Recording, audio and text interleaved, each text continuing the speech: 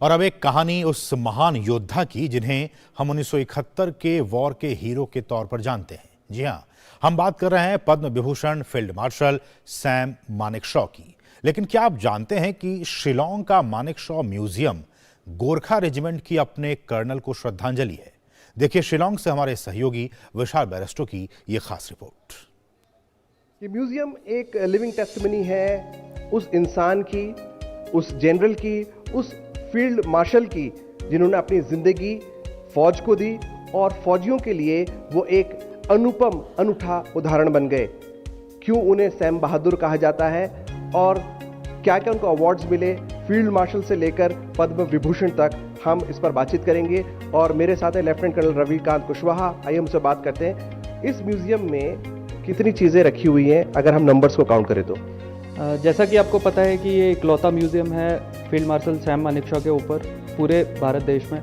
इसमें total 367 articles रखे गए हैं, अलग अलग सुवेनियर्स, गिफ्ट्स, अवार्ड्स जो उनको उनके कमांड के दौरान अलग अलग यूनिट्स ने प्रेजेंट किए हैं। और उसके अलावा कई सिविल स्टैब्लिशमेंट्स और कंट्रीज़ जहाँ पे वो विज़िट किए थे तो वहाँ पे भी जो उन्हें प्रेजेंट किया गया वो सारे आर्टिफैक्ट्स यहाँ पे रखे हुए हैं। कितने पार्ट्स में ये म्यूजियम को आपने डिवाइड किया है? इस म्यूजियम को 3 हिस्सों में लेआउट किया गया है। सबसे बाईं तरफ जो भी अवार्ड्स और जो भी मोमेंटोज, उनकी यूनिट्स जो उन्होंने कमांड किए थे, जो फॉर्मेशंस कमांड किए थे, उन्होंने जो प्रेजेंट किया था वो एक तरफ रखी गई है। सेंटर में जैसा कि आप देख सकते हैं यहाँ पे जितनी भी कंट्रीज़ उन्होंने विज़िट की थी, फॉरेन कंट्रीज़, फ्रेंडली कंट्रीज़ जो विज़िट की थी, उन्होंने जो उन्हें सोवेनियर्स दिए गए हैं वो डिस्प्ले किए गए हैं। सबसे दाहिनी तरफ इंडिया के अंदर जो सिविल स्टैब्लिशमेंट्स जिनको उन्होंने विज़िट किया था, उन्होंने जो सामान उन्हें प्रेजेंट किया है और इसके अलावा जो उनकी personal uniform as a chief of army staff and as field marshal, वो यूनिफॉर्म भी उनकी पर्सनल रखी गई है। और इसके अलावा उनका पर्सनल वेपन भी यहाँ पे डिस्प्ले किया गया है। हम वेपन भी आपको दिखाएंगे, लेकिन हम ये जानना चाहते हैं कि उनको सैम बहादुर भी कहा जाता है और गोरखा रेजिमेंट से उनका क्या लगाव था, क्यों वो कर्नल ऑफ गोरखा रेजिमेंट भी कहलाते हैं? फील्ड मार्शल सैम मानेकशॉ को 8GR का colonel of the regiment appoint किया गया था 1953 में।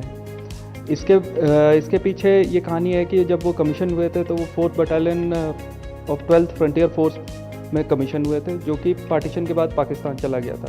तो उन्हें इंडियन फॉर्मेशन के साथ जो एसोसिएशन दिया गया तो वो 8 गुरखास के साथ मिला था। और सैम बहादुर इसलिए कहा जाता है क्योंकि एक बार as chief of army staff जब वो फील्ड विज़िट कर रहे थे और एक गुरखा बटालियन उन्होंने विज़िट की थी, तो वो एक जवान के साथ ऐसे ही बात कर रहे थे तो उन्होंने पूछा कि तुम्हें पता है मैं कौन हूँ। तो एज़ यूजुअल वो जवान को ज़्यादा आइडिया नहीं था, तो उसने बोला कि आपका नाम सैम बहादुर है, क्योंकि गुरखों में बहादुर एक कॉमन नाम है।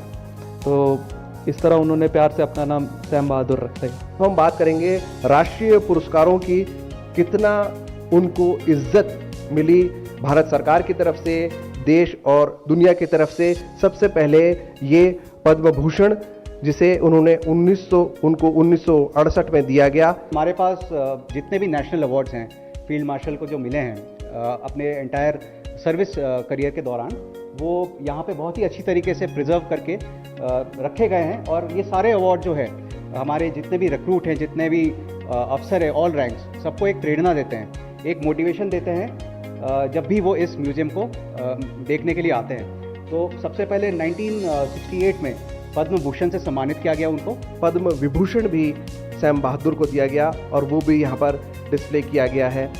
ये आप देख सकते हैं राष्ट्रपति वी गिरी ने 28 जनवरी 1972 को जनरल सैम मानेकशॉ को, जिनको मिलिट्री क्रॉस भी मिला हुआ है, MC का मतलब है मिलिट्री क्रॉस, उन्हें अमेरिका ने भी अपने एक हाईएस्ट अवार्ड से नवाजा।